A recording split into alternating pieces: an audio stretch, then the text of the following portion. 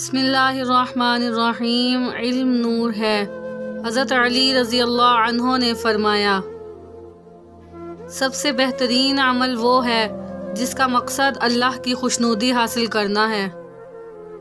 انسان کی اصل موت تب ہوتی ہے جب وہ کسی کے دل سے نکلتا ہے۔ تین انسان تین چیزوں سے محروم رہیں گے: غصے والا صحیح فیصلے سے، جھوٹا عزت سے، اور جلد باز کامیابی سے۔ اولاد کی موت دلوں کو جلا دیتی ہے۔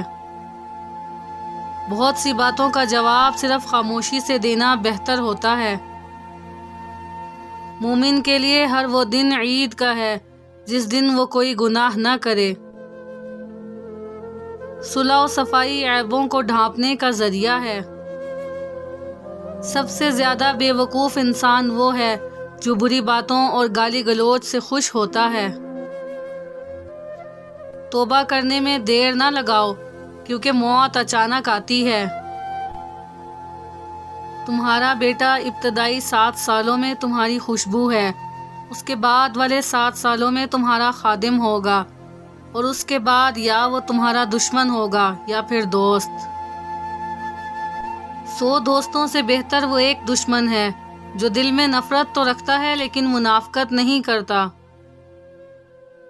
نرم بنو لیکن کمزوری کی حد تک نہیں، اور طاقتور بنو مگر نفرت اور سختی کے ساتھ نہیں۔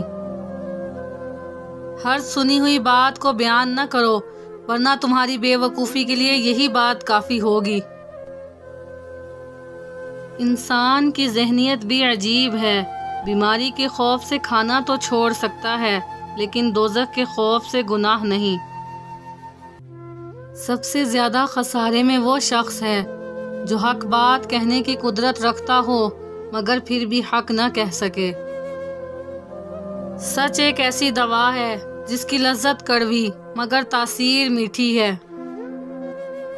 صلو علی الحبیب صلی اللہ تعالی علی محمد صلی اللہ علیہ وسلم۔